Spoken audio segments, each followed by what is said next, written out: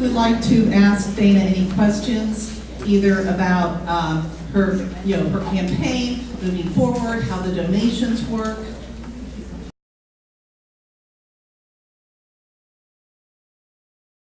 Well, we know that the biggest push comes post-primary.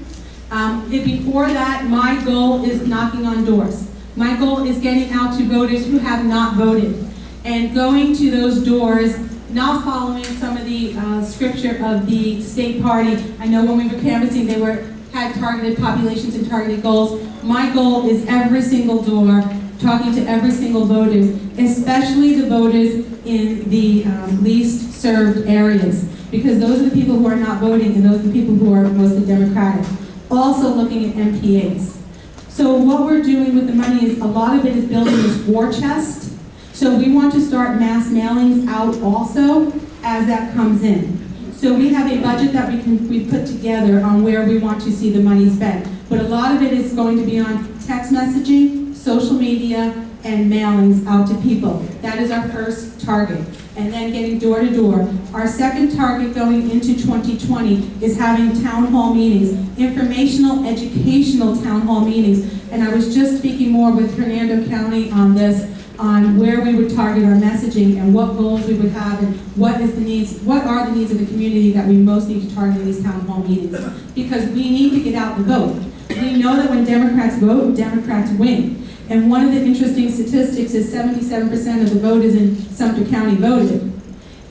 And with that, we pulled 30% of the vote in Sumter County. The Democratic numbers, you're only represented 25% of the voting bloc of Sumter County. We pulled 30%, but we know that 77% of the voting came out. So we know that we had Republicans split, and we know we need to get to the MPAs. So this is where the money at the beginning is going to go to consultant firms, to targeted messaging, mass mailings out to these groups, and trying to get more town hall meetings and getting people out.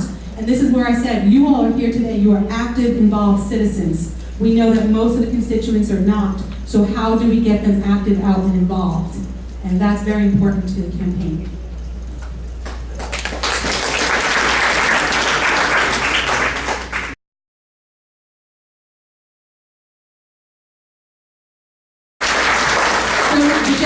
About the messaging war, which is one of the first things that I had talked about today, is winning this messaging war and overcoming the Fox News, because what we have discovered is Fox News right now really is our biggest enemy, because Fox News puts out so much misinformation or disinformation, and that is again educating populace. I'm back teaching again at Springstead High School, and I will tell you what's coming out.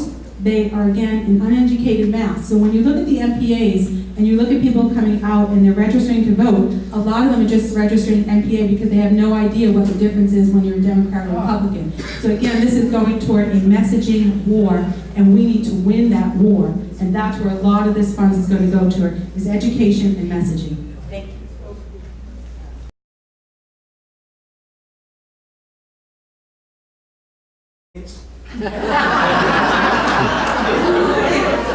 He's asking about the tax savings. That is really interesting, because I'm watching as the flow comes in, and one of the first things that I've heard a lot of Democratic canvassers out saying now is, talk to me about your taxes, right? That's the first question they're going to ask them, because we know that once it hits you personally in your purse, then that's when you come out, right? That's when it becomes important to you. So one of the things I remember Daniel Webster saying in Citrus County was, the tax code used to be up here over my head, and he made this illustration, and now it's not like that. But when I'm talking to my friends, and my friend just opened her beauty shop, she said, everything that I used to be able to deduct, there are no more line item deductions. What happened to us? I owe money. Yep. And she was shocked. And she voted for Donald Trump, and I said, well, elections have consequences.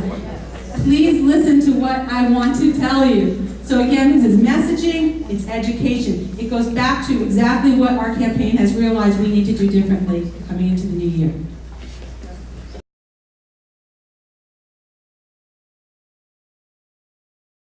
Okay, signatures for petitions. It's the same as it was. It's 5387 or 5388. It depends on exactly the voted number, so they'll come out with that number specifically. But we go over and above. So we're looking at 6,400 petitions.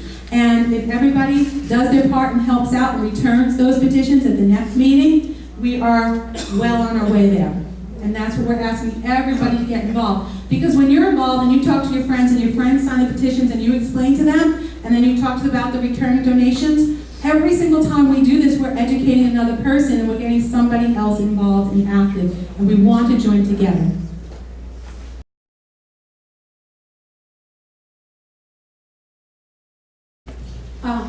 I don't want to tell you that.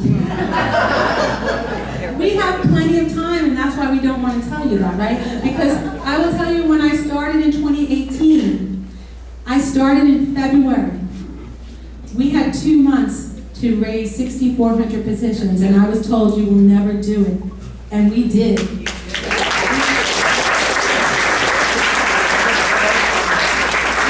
April 2020.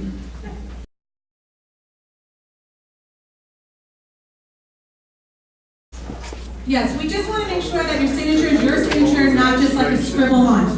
The Supervisor of Elections Office has been great. We are also vetting, we vet every single one, so we are taking out the ones that we need to either get redone or we do not think will go through.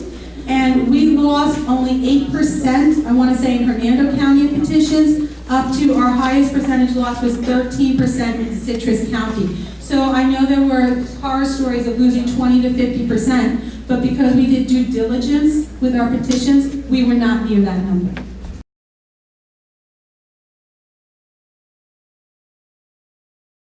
Oh, I'm sorry. Thank you. Yes, ma'am. NPA is no party affiliation. NPA, no party affiliation. Or there's IND, which is independent. Thank you.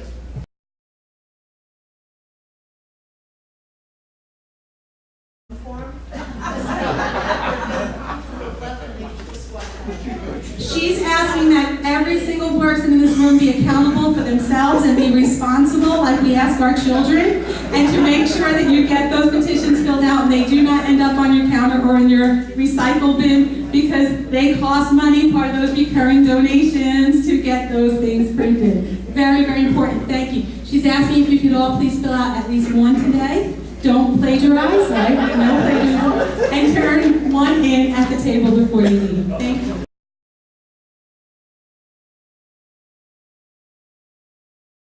This gentleman asked about where the GI Bill came and from other policies and programs that came up. Because just think about it, if it was 1860, we would probably all be Republicans, right?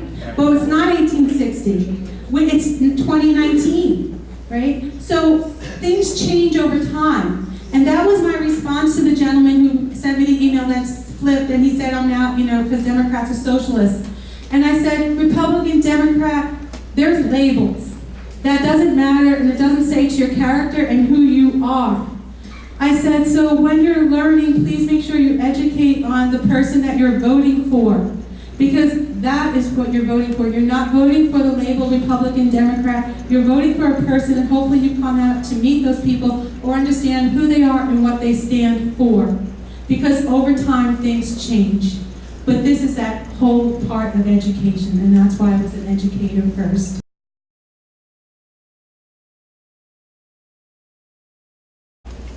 So she's asking just to look over the petition and give it a glance over, make sure that they have printed their name. That's the two biggest things that I see. The name is not printed at the top. We can always fill that in if we can read the signature or see the address, because like I said, we vet them all. But the biggest problem I see is the date.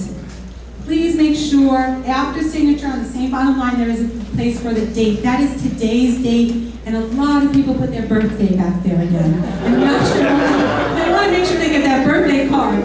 No, but they put the date, their birthday and their birthday again instead of the date. They can put a line through and correct it. They do not need another form. Thank you very, very much. I love you guys.